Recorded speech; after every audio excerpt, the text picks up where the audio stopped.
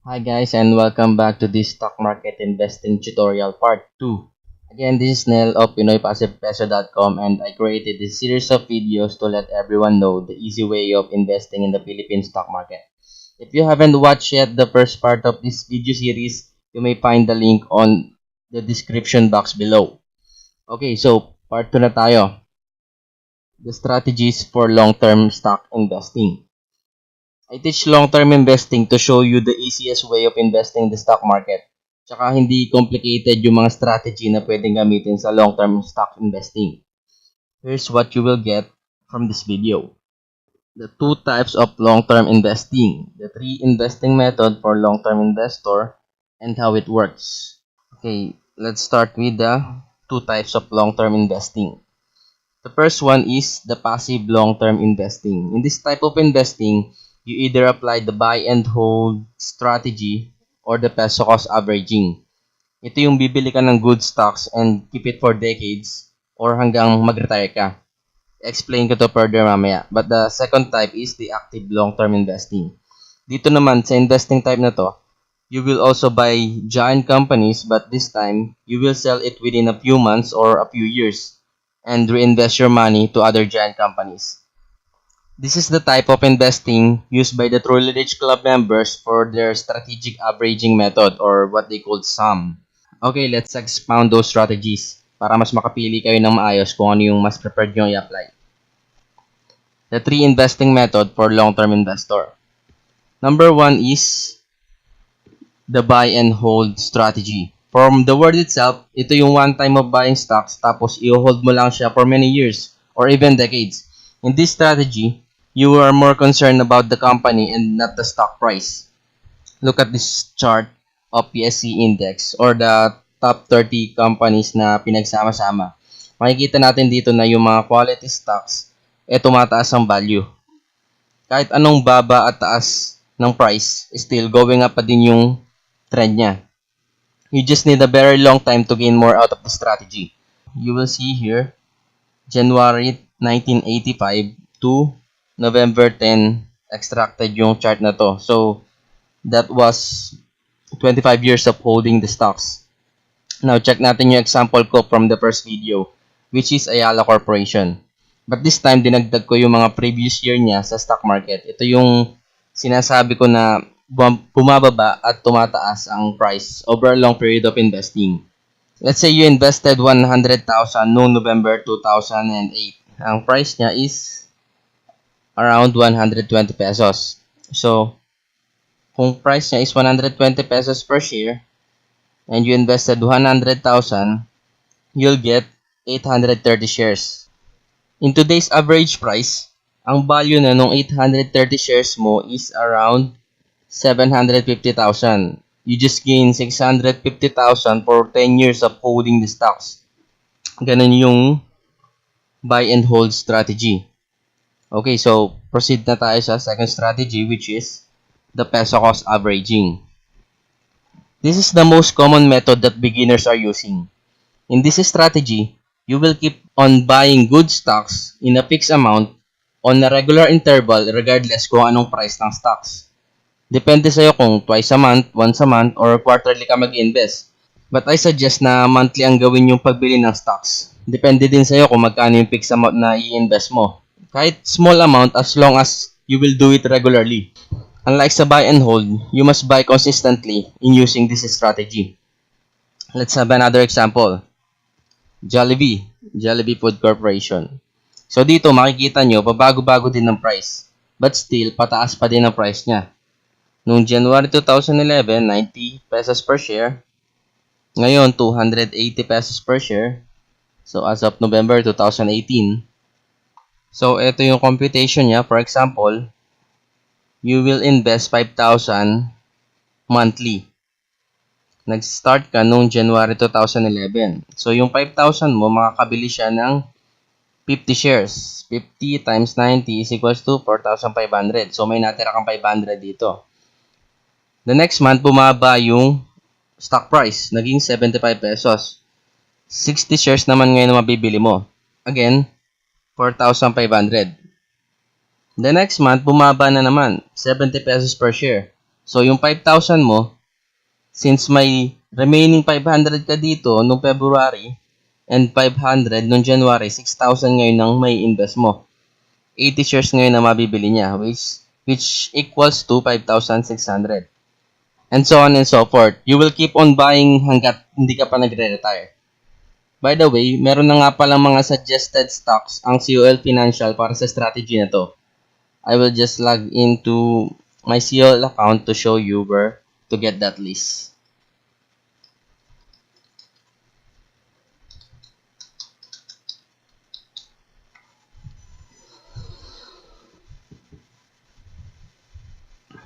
Under the Trade tab, you will go to EIP Scheduler, and here you will see the list button, and there you have it.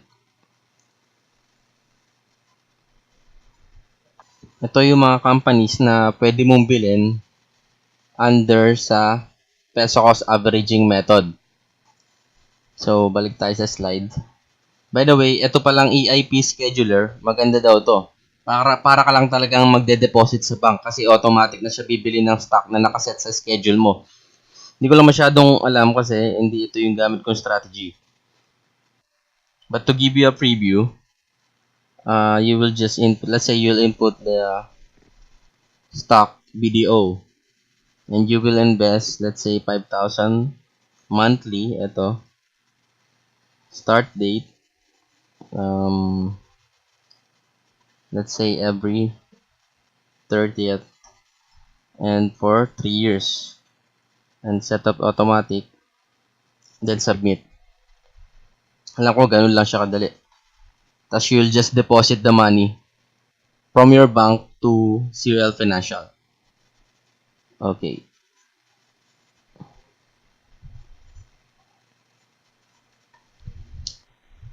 So the last strategy is the strategic averaging method by Truly Rich Club. Ito yung parang modified na peso cost averaging method, but you will see the result in just a few years kasi may halo na tayo ditong selling of stocks. You will also have here a buy below price and the target price, meaning you will only buy if the price is under the buy below price and will sell if the price hit the target price. Maganda tong strategy na to, especially for beginner, but to get the access of their stock picks, you need to become a member of the Truly Rich Club. You can check out the other details of the membership on the description below. So, this is how it works. Ito yung sample stock recommendation ng TRC. Dun sa first two strategies natin, bibili tayo ng quality stocks regardless kung anong price niya. But in this method, meron tayong limit kung hanggang magkano lang ang price ng stock bago natin siya bilhin. For example, BPI. The current price niya is 71 pesos and 50 cents.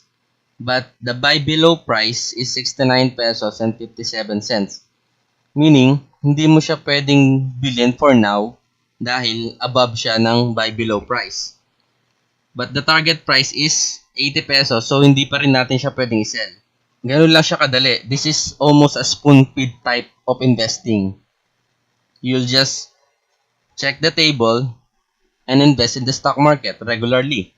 I personally use this strategy twice a month para email the members what stocks to buy and what to sell. At mismong si Edward Lee, founder and CEO of COL Financial, is involved sa pag-recommend ng stocks and action to take sa stocks. But there are two major things that separate this method from the other stock guidance, which is the stock alert and the stock update. Ito yung best part for me ng guidance ng TRC. Dito nanonotify ang mga member para sa mga special instructions. For example, kahit na-hit na yung target price, minsan, hindi mo na pinapasell yung stock. Dahil bisa analyzation nila, ng mga analysts, mas tataas pa ang price ng na-recommend nilang stock. So, malaki ang percentage na magigain mo. Or like nung January 2018, they advised to sell the majority of the shares dahil alam na nila na magkakaroon ng huge inflation rate this year. Which is correct. Kaya bumaba ang mga value ng stocks. So, nakaiwas halos lahat ng member na bumaba ang value ng stocks nila. Ito naman yung naging return on investment ng mga member kung sumunod sa stock recommendation ng TRC. For example, is DMCI.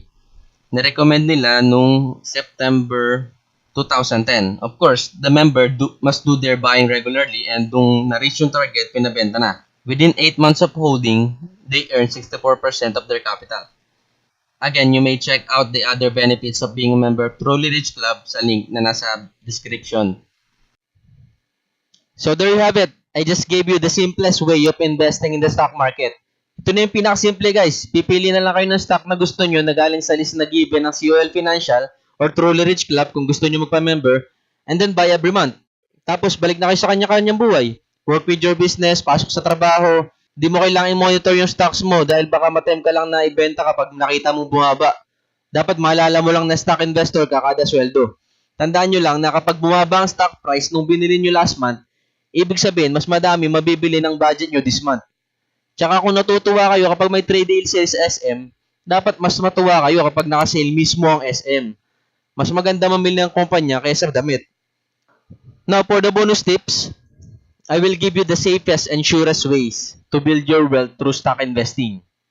Number 1, invest in long term. Yan na naman si long term. Bakit nga ba long term? Kasi kapag short term, affected ka dyan sa pagbaba at pagtaas ng stock price. Pero kung long term, nakita nyo naman sa price history, tsaka doon sa mga chart na pinakita ko, lahat ng quality stocks, tumaas ang price. So, malabo ka talaga malugi kapag long-term investing. Sa tingin nyo ba, mawawala ang SM 50 years from now? How about Ayala or Jollibee? Hindi, di ba? So, invest in long-term. Number 2, invest only in giant companies para mas safe.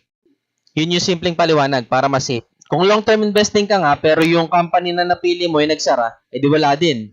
Nagsayang ka lang ng oras at pera. That's why we need to invest only in giant companies. And number 3, invest consistently. Whether you use peso cost averaging or strategic averaging method, di siya mag-work without consistency. This is the key for all of these long-term strategies. Invest regularly, even small amounts. Basta consistent.